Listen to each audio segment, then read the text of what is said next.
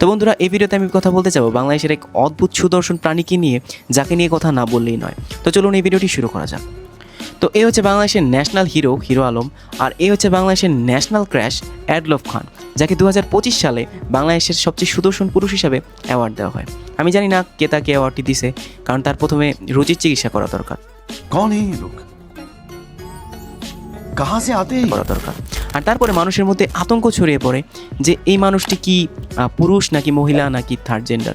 মানুষের মধ্যে এই আতঙ্কটি ছড়িয়ে পড়ে। আর এতটুকুই শেষ না, বাংলাদেশে যত মেয়েরা আছে না, তারা বিটিএসকে ফলো করা বাদ দিয়ে ইনাকে ফলো করা শুরু করে। আর ফলো করবে না এবার কেন? ইনি তো দেখতে অনেকটা বিটিএস এর মতোই লাগে, ফ্রম দারাজ থেকে অর্ডার করা।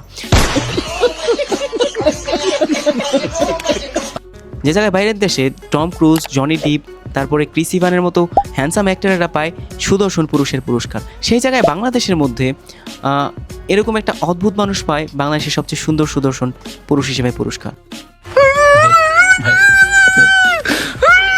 বাংলাদেশে কি হচ্ছে তা বোঝা বড় মুশকিল। বাংলাদেশে আর কিছু অভাব থাকুক আর না থাকুক, কিন্তু এখানে জোকারদের কোনো অভাব নাই, একটার পর একটা আছেই। বাংলাদেশে আপনি ভরপুর এন্টারটেনমেন্ট পাবেন, আর কিছু পান বা না পান, এটা আমি গ্যারান্টি। কারণ বিটিএসের দিন শেষ, এখন অ্যাডলফ খানের বাংলাদেশ। তো তিনি এত সুদর্শন, যার দর্শন পেয়ে কুকুর পানিতে নেমে যায়। আর আপনিও চিন্তা করবেন, ভাই এর দর্শন না পেলেই মনে হয় আমার ভালো আছে।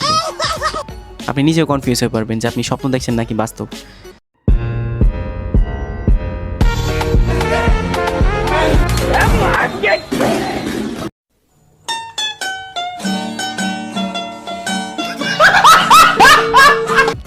তো বন্ধুরা, ভিডিওটি এই পর্যন্তই। আর বাংলাদেশের সবচেয়ে সুদর্শন প্রাণী অ্যাডলফ খানের বিষয়ে যদি আপনার কোনো মন্তব্য থাকে তাহলে কমেন্টে প্রকাশ করুন। ধন্যবাদ।